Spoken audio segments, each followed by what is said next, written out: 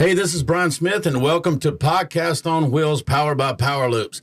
Today, we have a special guest here, a new friend of mine. We just got acquainted today, but we have a lot of mutual friends. So Taylor Ammons is here, and he's going to tell us about his story. It's a pretty cool story, and you're going to enjoy this episode. So thank you for being here today, sir. Man, I appreciate you having me. It means a lot. It's been a pleasure to meet you and just kind of get to know you today. And so I'm excited to see where all of this goes over time, man. Awesome. So as we've gotten to talk today and kind of see how some things are going, take us back to kind of where you want to start your story and what you've been able to conquer to get to here. So take us back, if you want to go back to some baseball days or just take us back. Yeah, for sure. Again, thanks for having me, dude. I'm pumped to be here. But I think the best place to take it back to, I grew up in a pretty good family. My parents were married. Dad was military. We grew up down in Florida. I grew up playing ball at Eglin Air Force Base and really enjoyed baseball, really enjoyed being outside. And then what really probably got me is parents got divorced in maybe 99. I think I was probably 10, 11 years old. And I really don't think that led to any of the stuff that I got into. I think it was just a fact of life, And, but both parents just absolutely poured into me. We had a really good childhood growing up. I enjoyed my childhood. I like my family, right. And so some people don't.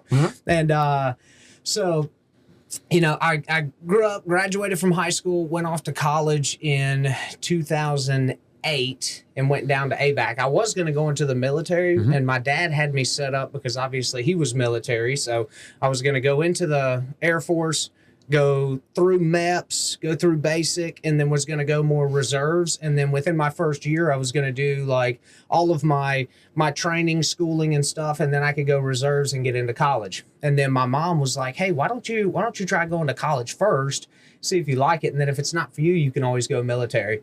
And so got down to college and was in school in South Georgia, Tifton and ABAC. Yeah. And so country school, dirt roads. And that was like my first real taste of freedom. Like I was already drinking and partying a little bit because we were high school kids. Sure. But then when we got down to college, we had like a lot more freedom. And I think a lot of people, when they start experimenting with drugs, alcohol and stuff like that, it's more so like to numb things, or they've got things that are going on. Like I just enjoyed the feeling, I enjoyed getting drunk. I enjoyed getting high. But it quickly became a point where it was not enjoyable anymore. And so if we fast forward from 2008 to about 2011, and I love getting to do these live because you don't know what I'm about to say, and I love it. But in 2011, I had failed out of college because I quit going to class. The professors did not care whether you went to class or not. So I'm like, well, I'm just going to get high, We'd smoke pot, party, try and get women. And so when I moved back home, I was living with my mom, and I had hardly any money. I was working a job, but I never had a whole bunch of money. And so there was this kid that we knew that we went to high school with, and he was selling weed at the time. And a good buddy of ours that we were running around with was trying to get back into the dope game, like selling weed. And he's like, hey, I'm like, this kid's like getting a lot of our clientele. And I was like, well, dude, I'll go take him out, because at that time I carried a pistol with me everywhere. And so I was like, dude, we'll just go rob him and get his stuff. And then he'll just be done selling dope and you can have it. And so that's what we did. Me and my co-defendant went and set it up. I told him that I needed to buy a couple ounces. And so we went, met up. And it's actually in Cartersville where we talked about it. It's called Camp Sunrise Road. You can probably Google the article. And so we went and met him. I got out of the car, and I had the pistol in my waist. And so I stuck it in my waist, got out, got in the car. And then he reached behind his seat and grabbed out. He probably had half a pound or something. He pulled 2 ounces out, set them in his lap, and he opens them up. And about the time he opens it up to let me smell it, I stuck the pistol in his face. And I thought it was going to be like in the movies because I'd never done anything like that. And I figured he was just going to like give me all of his stuff. No, he was ready to die over that weed. And so we start tussling a little bit. And so I take the gun off safety because I'm like, okay, it's gotten to the point where he's not giving it to me. We're going to have to escalate this. So I put the gun on his leg and was like, dude, I'll shoot you if I have to. And he kept fighting. Then my co-defendant came around to the driver's side, opened up the car door because he saw us fighting, and that distracted him long enough that I was able to slap him across the head with the gun. And the gun was off safety and my finger was on the trigger. So when I slapped him, the gun goes off inside of the car. And he slumped out of the car. I got out of the passenger seat, ran around and like set him back up, pointed the gun at him again and was like, you're done selling drugs. And then told my co-defendant, like, hey, get all the weed out of the car. Let's go. And it, in my mind, it kind of went perfect. You know, hey, we did what we were set out to do. You know, that sucks. The gun went off. But like my mind was so messed up at the time, I didn't even realize the magnitude of what we'd done. And then this was on I want to say a Wednesday. And so we broke up all the weed and I was headed home that night. And when I was leaving, I was at a gas station because, like I said, I had no money. So we'd sold a little of the weed to get money so I could get in my car to get home. Right. And so when I pull up at the gas station, I can smell the weed in the car. And I was like, man, I should probably put this under the hood. And I was like, it'll be all right. I got a 10-minute trip home. So I'm driving home, and in my rear view mirror, I see headlights coming fast, not running blue lights, just headlights. And my heart sank because I'm like, I'm the only car on the road. It's like midnight and there's a car hauling ass up behind me.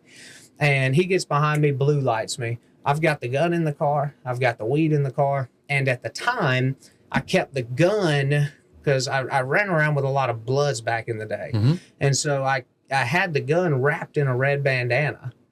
And so I take the gun and I throw it onto the floor in the truck, and then the weed's behind the center console. So the cop comes up, he starts talking to me, and he's like, hey, I pulled you over for a cracked taillight. I didn't even realize it at the time that he couldn't have seen my cracked taillight from that far away. And so he asked me, he's like, where's the weed at? And I was like, I don't have any weed, you know. And he was like, hey, dude, I can smell it all in the car. And I'm sorry. When he first walked up, I stuck my hands out of the car and I said, hey, there's a gun in the car. And he was like, all right, that's cool. Just keep your hands where I can see them. And where's it at? I'm like, it's on the floorboard. So he actually had to like untie the bandana off of this gun to get the gun. And he's like, is there anything in the chamber? And I said, no, there's not. And he said, well, you better hope there's not. And there wasn't. And so that's when he started asking about where the weed was. And I'm like, I don't have any weed. And he was like, dude, let me tell you how this works. You've got a gun in the car. If you have weed in the car and I have to like find it and you don't tell me, then I'm going to give you felony possession. He said, if you're just honest with me, I'll just give you a simple possession as long as it's, you know, less than an ounce and we'll keep it pushing. And I said, well, there's a half ounce behind the seat. He was like, thanks for letting me know. And so they took me to jail. And they just took me to jail for the simple possession of marijuana, and my license was suspended. So driving on suspended license, simple possession of marijuana, no charge on the gun. That next morning, I was leaving and headed back over to my friend's house that we had just been partying at. My stepdad worked for the county government in Cartersville. And he came up to me and he said, hey, man, they didn't pull you over because of a cracked taillight. And I said, what are you talking about? And he said, they pulled you over for something that happened earlier in that day. And I was just like, I don't know what you're talking about, knowing damn well I knew what he was talking about. And so I made it through that weekend. And then the Sunday after all this had happened, so maybe 5 days, apparently enough time had passed for them to get the warrant because they had the gun. They had, you know, apparently when the gun went off inside of this car, it ejected the spent casing, but then it shot another one out too. So it was a high .9, so not a good gun. Right. And so on Sunday, we went to Hooters. The girl I was dating at the time was a Hooters girl. And so we're up there having some drinks, and we're just kind of chilling, winding down from the weekend. And we leave Hooters, and as we're getting in the car, it didn't dawn on me that there was only 5 people in the restaurant and 30 cars in the parking lot. And so when we go to get in the car, the whole lot just lit up blue. And it's just, you know you're in trouble when guys that are like dressed like you and just have a badge and a vest on come running at you with assault rifles. Like, it's not good. Yeah. So I've just got lasers all over me, and they're just like, get on the fucking ground. Yeah. So I get on the ground. I comply. They take me to jail. We go through interrogation. They end up charging me with criminal attempt to commit armed robbery, aggravated assault, and possession of firearm during the commission of a felony. and they populated me in jail. It was the first time I'd been like populated in jail. And that's when I realized like, oh, this is a whole different like game. This is a big deal. And the guys that I was back there with kept saying like, dude, like you're 100% going to prison, like for sure. So they set my bond at $100,000, and I sat 64 days because I had to wait at least 60 before my attorney at the time could put in for a bond reduction. Mm-hmm. So at day 64, they dropped it down to a $50,000 bond. My dad put a property bond up, picked me up. That was on my mom's birthday, May 11th of 2011. And then the next day I got to see my sister graduate from college. So it was super cool. That didn't teach me my lesson. And so, you know, part of me, to wrap that story up, they ended up giving me 5 years of probation for the gun charge and then 5 years for the aggravated assault. And then they suspended the armed robbery. They said just due to a lack of, like, I guess, definitive evidence that that's what our intent was to do. And so 5 years, so 10 total years of probation, and then, you know, a couple $1,000 fine. So a slap on the wrist in the grand scheme of things, because I did like 60 days in adult boot camp, but it still didn't teach me my lesson, you know? And so I got out of there and got into the yarn industry and was doing yarn mill management overnight, and then got into the automotive industry where I spent about 5 years. And then in 2016, at this point, I was going out every night. So I'm selling cars. I'm not making a ton of money, but I'm selling about 18 to 22 cars a month. That's good. You know, but all the car guys I would meet that sold in like Kennesaw, Georgia, when I would tell them I'm doing 18 to 22 cars, they're like, man, what do you make? Probably 110, 120. And I'm like, no, maybe 50. And they're like, dude, you're getting screwed on your pay plan. Mm-hmm. And so I wasn't making a ton of money, but I was making enough money where I could just go party all I wanted to. And so I was living at home with my mom in my mid-20s, going out to the bar every night until 3, 4 o'clock in the morning, peeling myself out of bed at 6 a.m., 7 a.m. so that I can be at a sales meeting by 8 a.m. at the car lot, and was just always felt like crap. And I had multiple times where, like, the guys at the car dealerships are like, dude, you're your own worst enemy. You've got to get out of your way. And I didn't care, didn't listen. I was enjoying life. And I'm like, y'all don't know me.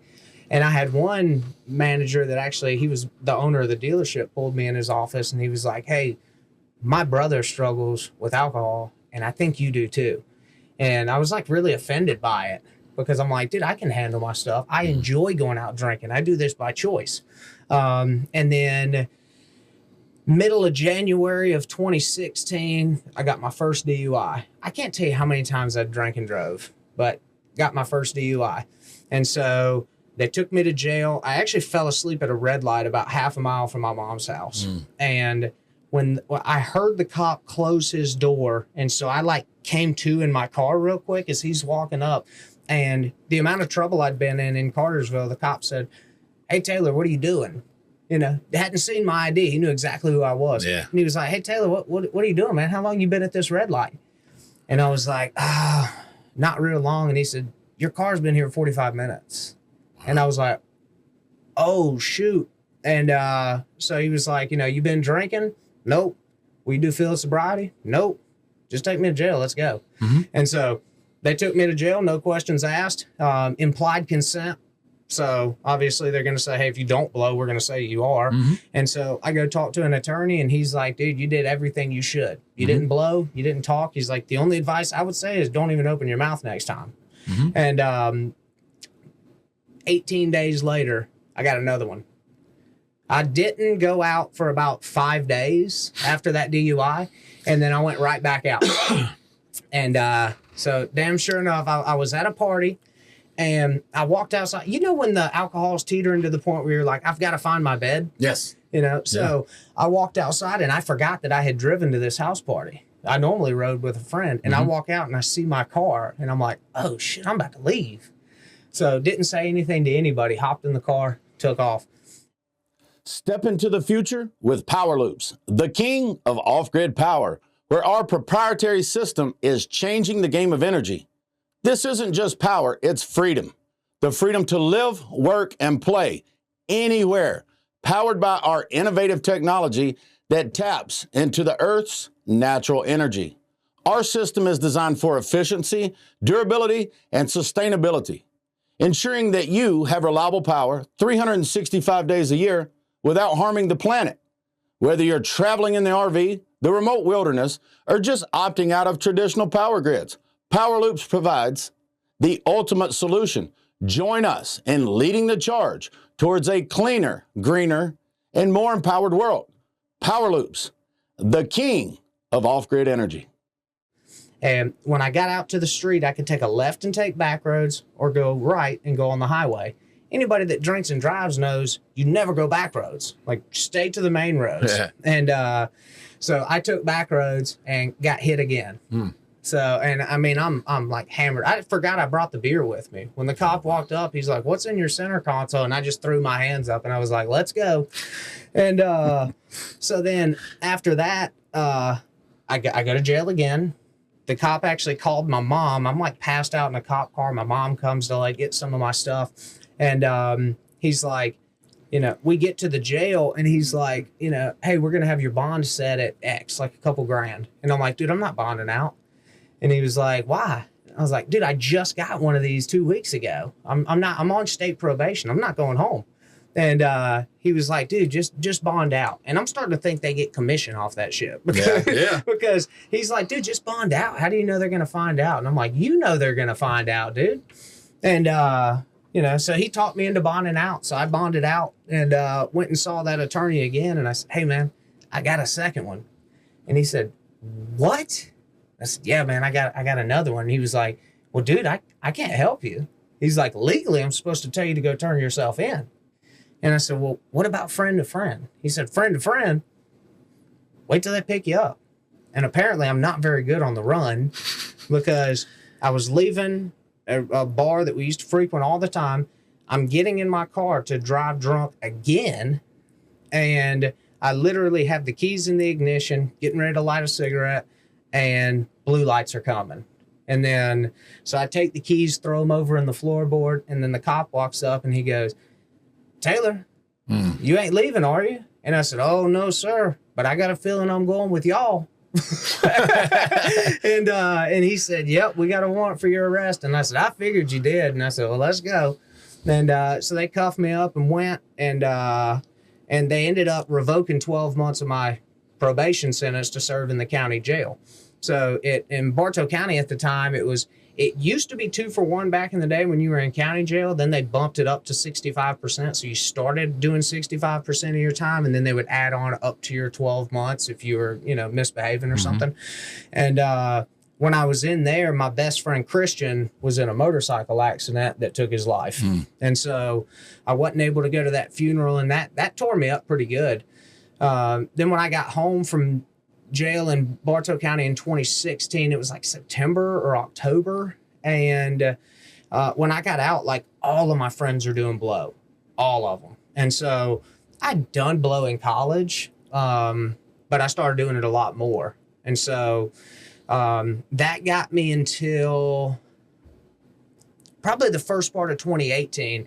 And I was at a bar one night with a good friend of mine and out getting tore up again. And we end up getting into an argument, and I'm living with him at the time. And so he storms out, leaves, drives home. And so I call him and I'm like, "Hey, I'm coming over because we're going to talk." And he was like, "Don't come over here. I'll call the police." And I said, "Well, go ahead and call them because I'm on the way." Because I wasn't worried about the police. And so I show up at his house, knock on the door. He'd already moved all of my stuff onto his patio. So I was like being told with less words that like, "You don't live here anymore."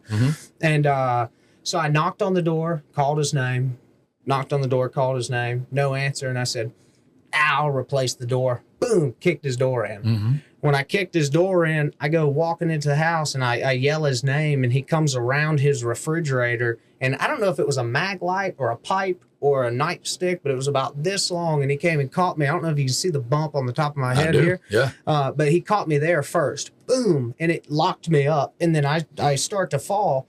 And then he comes across the back of my head with it. Boom. And he hit me about 2 more times on my way down.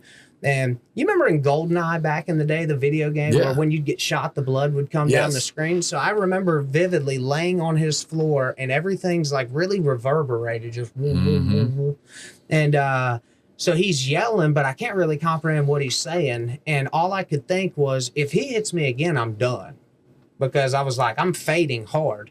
And but then I had something inside of me that was like, get up. So I got up and started fighting him. And then there's blood everywhere, because apparently head injuries bleed a lot. And apparently a lot. And but then I look outside while we're tussling, and I see blue lights in his driveway. So he called the police. So I go walking outside.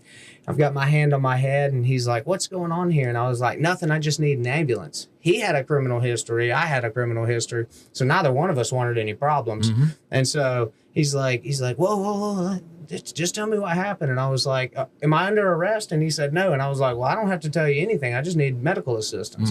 And which wasn't wrong, but there's a more respectful way to say that. Right. And so he ends up calling paramedics. They come out, and I was trying to not go to the hospital, and they're like, dude, we can see your skull. You need to make sure it's not fractured. Wow. And I was like, oh, well, that's a good point. So go to the emergency room, get stapled up, and then I started getting calls from people, because remember I said I used to run around with some bloods back in the day. So I started getting calls from people like, how do you want to handle this? What do you want to do? Right. And at that point, I was so just out of my mind, because I was extremely concussed, for one. But I was like, dude, I don't know. Give me a little bit of time. And then my dad calls me, and he's like, I'm worried about what you're going to do. And I was too, because I know what I wanted to do. But I knew with everything going on that wasn't the right decision. So, my dad offered me to move down to Warner Robins, Georgia. And so I moved down with him, and I was like, that'll probably be good. It'll be a fresh start.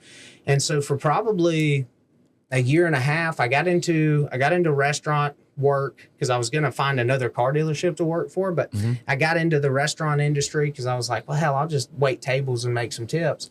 And that ended up moving into a management position. And I really enjoyed the organization I was with. I'm still so close to them to this day. And they told me, like, the owner kept telling me, he's like, dude, if you would get out of your own way, you'd be a millionaire. And I'm like, I keep hearing that. And but I didn't want to. And or maybe I wasn't ready, or God wasn't ready to open that door yet. I still had to go through some more trials before I was ready for God to open up the next level of opportunity. And so, like I said, I did that until about 2019, maybe.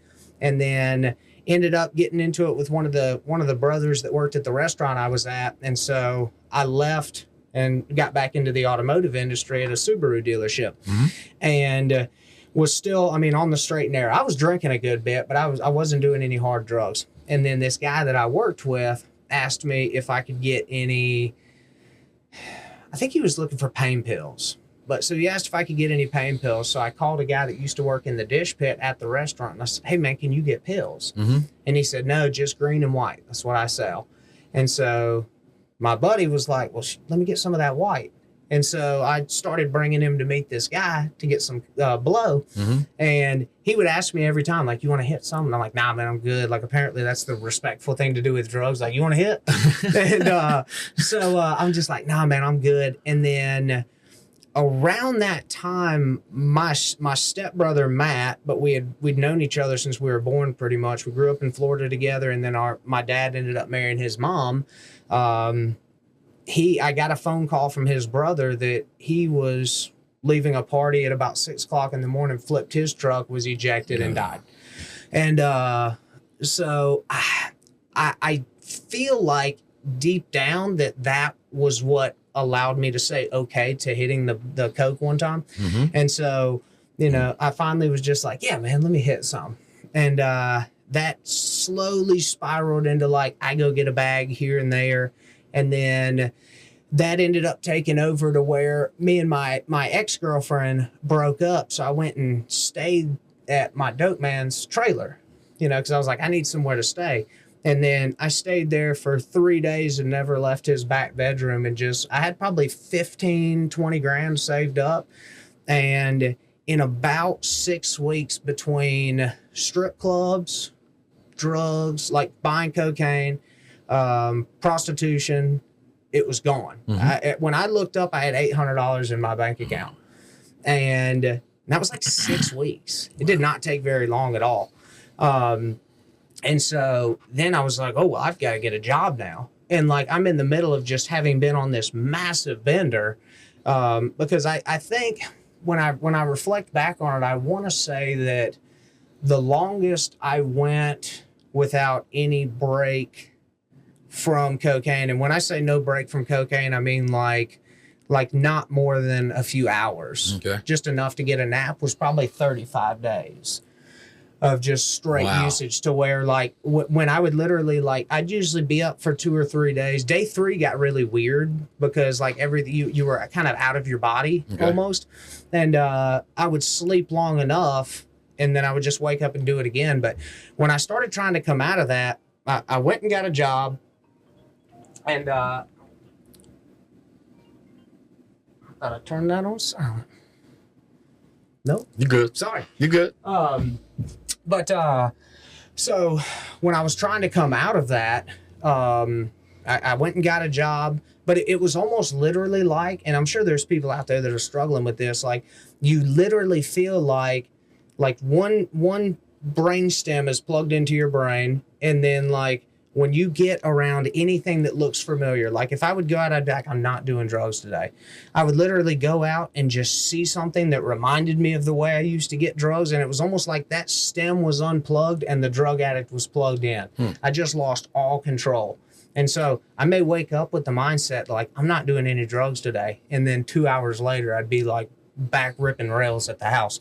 And so I had a journal entry January 21st of 2020, because I started journaling a few years ago, and I don't really journal about like, it's kind of like here's went good, here's went bad, but it's more like a diary of like, here's what happened throughout the day, or like, this is something cool that happened today, or this sucked.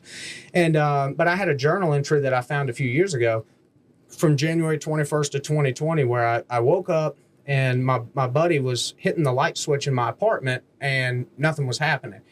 And he said, man, did you not pay your power bill? And I was like, apparently I was like 90 something days past due on my car note. Hadn't paid the rent at the apartment I was at for a few months, was getting ready to get thrown out of there, had no money to my name. Like, I think it said like I had 97 cents in my bank account or something. And this was like in 2020.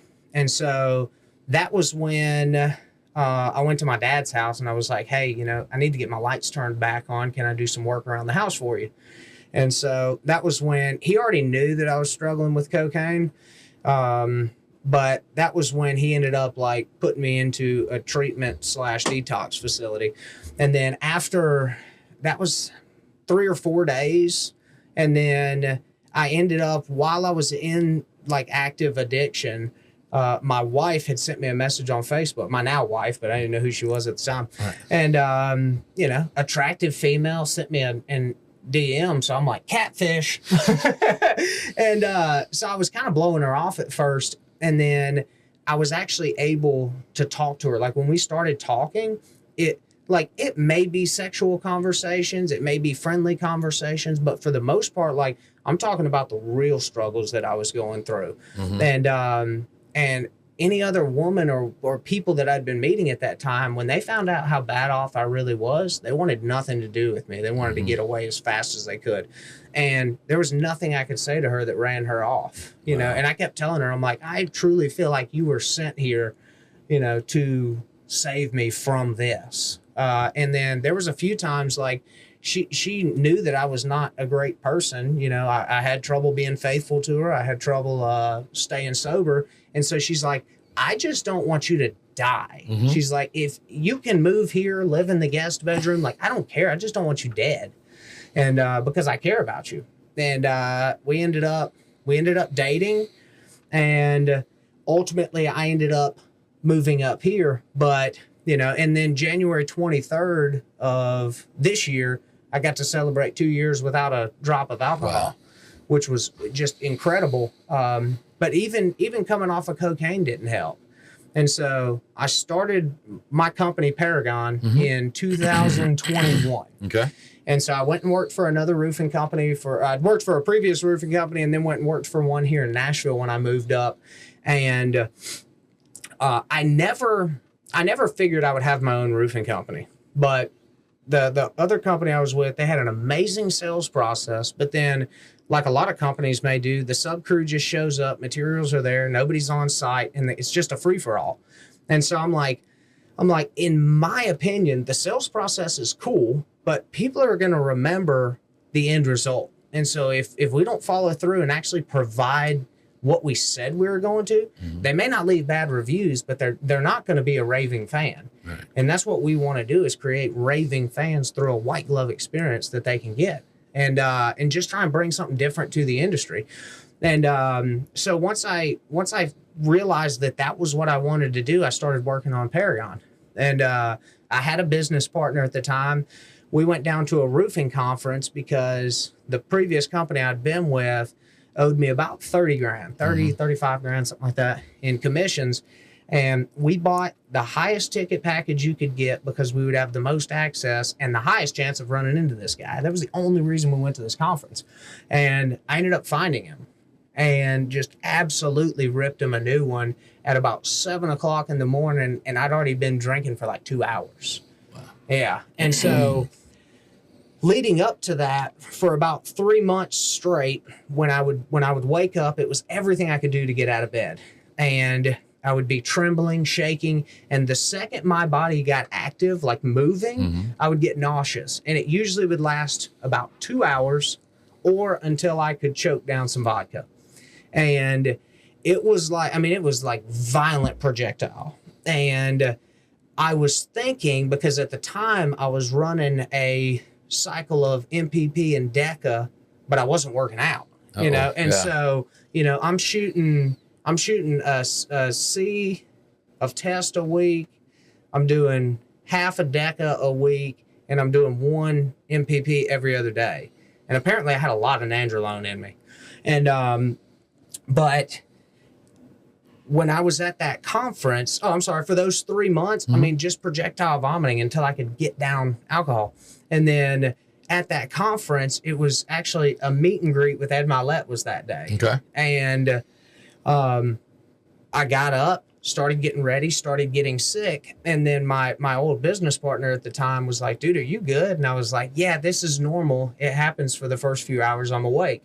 And he's like, how much do you drink? And I said, well, I'll normally go get a 1 liter of Tito's and a 12-pack.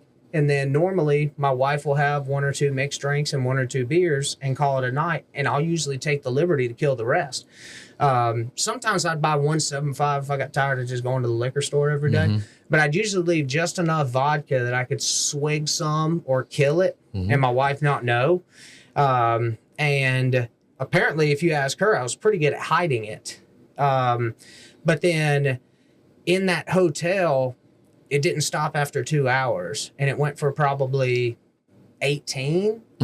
And it was between being just hot, and I'd like strip down into my boxers, and I couldn't drink more than about a cap full of fluid at a time, because if I took a big swig, it was coming right back up.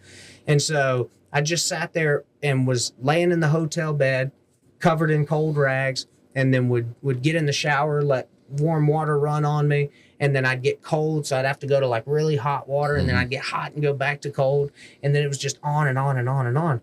So, the next day, I think it was the next day, we got on a plane, flew home, and then when we flew home, I was like, I need to get some blood work done. Like, I've got something going on. And so get blood work done. Maybe a couple days later, we get a call from the lady that pulled blood work and was like, hey, we need you to come in. So I go in, and she's like, I need you to take these to the Vanderbilt urgent care. And I was like, why? She was like, well, your liver and kidney levels are like way out of range. And so I go take it to Vanderbilt urgent care. Vanderbilt urgent care takes blood. And then a couple hours later, they come and they say, you need to go to Vanderbilt's ER downtown. And I'm like, really? And they're like, yeah, your liver and kidney levels are through the roof. You need to be in emergency unit. And I'm like, oh, Lord. So I was like, can I go home and change? And they're like, I mean, we don't want you to, but like, sure. And so I went home, told my wife, like, hey, they told me to go to the emergency room. And at this point, it'd been 4 or 5 days since I'd been in that hotel floor. Right. You know, so it'd been a long time. Right. And spent about 12 hours in the emergency room. And a doctor came in and he just said, so what's your plan? I was like, what do you mean? And he's like, what's your plan to get sober? And I started thinking about it, and he said, well, let me tell you this. He's like, the longer you're away from alcohol, your liver and your kidney will regenerate. They're regenerative organs. And he said, but if you don't stop, alcohol will 100% kill you. And so he didn't say, like some guys in sobriety will say, like, I'd be dead today if it wasn't for getting sober. I don't know, but I know I wouldn't be where I am today. And so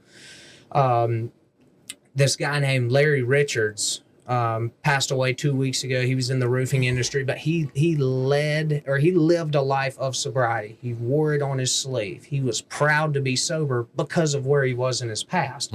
So I start telling this doctor, I'm like, I'm going to call Larry Richards. We met on Facebook. He's in AA. He's going to get me in recovery. He's going to help me get sober. So he said, all right, because based on what you've got, I believe your story, because if I didn't, you wouldn't be going home. So they were going to admit me. And so I called Larry, and I made it 97 days. Okay. And I'm working through, and in the steps of AA, it starts out with like admitting you're powerless over alcohol. And then, you know, you go through the 12 steps. Well, at step 4, you start making I think they call it a fearless and moral inventory. So you're just digging into everything in your past. And I don't think I was ready to dig into my past, because I'm like, hey, I want to get sober, but I didn't realize we got to pull all these skeletons out of the closet to do that. And so I was trying to get what I coined secret sober. I was trying to get sober, but not let anybody know that I had a problem, not let anybody know that I was an addict, not let anybody know that I was an alcoholic. I didn't want to introduce myself as, hey, I'm Taylor, I'm an alcoholic. And that was the death of me at that point, because I was able to, they call it white knuckling, where you're just trying your best to hold on and get through. And my white knuckling lasted 97 days. And I was on the road doing some flooring for Amazon as a subcontractor under a big commercial contractor, and went out drinking the first night we were there. And we're on the road about 3 weeks, and we just drank the whole time. And when I got home, I had to face the music on that. And after I got home, I recommitted to my sponsor, Bubba, that I was going to stay sober. And after that, I had not drank since. And so just super powerful. But, you know, that's pretty much about a 5,000 square foot view. We skimmed over a lot. Yeah. But it's definitely been a wild ride, though. Here at Smith Financial Services, we take care of small business owners, 1099 contract workers, and their families. We know insurance can be rough if you're a small business owner, so we are here to make things easy. Visit our website, smithfinancial.services, to learn more. I'm just sitting here like, wow. I mean, all the things and all the stories, it sounded like a bad movie from sitting over here. It's like, and you're sitting here today. So once you were able to get sober, you've been sober two years, was January 23rd, right? January 23rd January 23rd was 2 years. And so now that you've got this company started and the shirt, the program, and some things, what are some things that you've got from the program that you've been able to implement here, or what's this been able to put you into the like, how is that brought together? Yeah, well, you know, I got involved. There was another mastermind group that's more geared specifically around roofers. And so I knew that if I was going to be successful, that you just have to emulate what successful people do. So successful people will pay the money to be around the people they need to. They can collapse time to elevate them to the next level. There you go. And so I knew that if it was just left up to me, I would do what I know best, and that's to self-sabotage. And so I started getting around mastermind groups, started getting involved in other organizations, and then like when I met the guys in the program, I actually got introduced through Cole Taylor. He had made a post that he was going to be doing an event in Nashville, and if there was any friends that wanted to hang out. And so the way he worded it, I thought was like, hey, you're going to just come for free, like come hang out with us. Right. And then so he's like, yeah, I'll send you over the info. And so he introduces me to Alfano. You know, I go to lunch with Alfano, and I knew it was going to cost some money. and I was totally fine with it. Sure. And then I actually I was one of the EV9 guys. Okay. And so I went through an EV here in Nashville, and we were able to just really, really dial in like what we're doing. And before, I was so focused on the financial aspect of everything because like money makes the world go round. But what I didn't realize is if I focus in faith, family, and fitness, and I execute highly in those areas, the finance will follow by design. Yeah. You know, because if I'm aligned in these three areas, then I'm going to be aligned in the fourth. Or we know where we need to work. Mm-hmm. And so, you know, at Paragon, we've actually implemented where like the guys that come in and work inside of our organization, I want to make sure that when they come to work for us, that we're working on developing them not only financially, but in their faith, family, and their fitness life, so that we can make sure that they're the men they are designed to be. Right. Because I think way too many organizations will focus on how much revenue an employee can bring them in, and not so much with the impact you can make on that employee by him being a part of your organization or her. And so that's really what we want to do is like, hey, when you come to work for us, it's cool that you're going to make some money, but when you leave, whether that's 6 months from now or you retire from the company, we want you to be able to look back and say, man, I am who I am today because of the people I was around at Paragon, or they opened up the doors for me to become the person that I need to be. And so that's what's really just opened up my eyes a lot, is just getting that structure and discipline in place to have a routine to where I'm intentionally checking these boxes on a regular basis so that I can show up at the best level and execute. And that's what we've been doing. Awesome. So you've come in, you've done some cool things with the roofing, and one of the conversations we were having earlier, excuse me, is that, you know, when you send a team out to go take care of the roof, Yep. okay, because I told you my personal experience Yep. where some guys, you know, I talked to a guy that could speak English. Yep. We figured out what we needed to do, and then the crew that came, I couldn't communicate with anybody. They didn't speak English, and I didn't speak their language. Yep. And then, you know, it's like, so what have you just done different in that industry? Yeah. So, you know, every roofing company or a majority of your roofing companies are glorified sales organizations. So outside of maybe like the state of California and a few others, like subcontract labor is the route to take. You know, that's what I would venture to say 100% of companies in Nashville will do, especially on the residential side. But it also drastically reduces your labor burden because you're not responsible for the workman's comp. You know, you're responsible for workman's comp of your employees, Sure. but your subs, all that's taken That's care on of the- inside of the subcontractor agreement. Right. So, you know, our actual process is one just built off of like what I said earlier. We coined like our white glove guarantee, and that's like our promise to our customers. And then we established what we call EPIC core values. So we want to practice excellence, perseverance, integrity, and quality in all we do, and be epic. You know, and Love it. you know, we're going to hire off of it. We're going to fire off of it. And so, you know, the sales side of things, I mean, it is what it is. Majority of the stuff we're doing is like insurance restoration work. Storm comes through. I've got storm damage. My insurance company is going to be paying the bill, you know. So we want to make sure that, you know, we carry the certifications to understand the programs these insurance companies use so we can speak their language, but then also explaining the process to the homeowner. Like, here's what you can expect, and this may happen, but for the most part, this is going to be your journey. And then after we get everything squared away, we're going to get a final service agreement signed. You're going to pick out shingle colors. You're going to go through some optional upgrades that you can take advantage of while we're tearing into your roof and knock some stuff out. And then when it comes time for your job to be installed, we're going to assign you a project manager. He's bilingual. He's going to communicate with the crews. He's going to have a safety meeting first thing in the morning to let the guys know, A, what the scope of the project is, B, anything that they need to pay special attention to or be careful of. If there's a Japanese maple that somebody's grandmother gave them 30 years ago, we don't want to crush that. Right, You know? right. That's going to be tough to replace. Right. And but then materials will show up, meet the guys out there, make sure everything's protected, and then we have that guy out there the whole time to document, make sure everything's being done correctly. Because the main things that come into a roof, like the shingles are just designed to be your exterior protection. Your underlayment components is where all the magic happens. So the shingle manufacturers have pretty strict guidelines that they want you to follow for their system to actually be warrantable.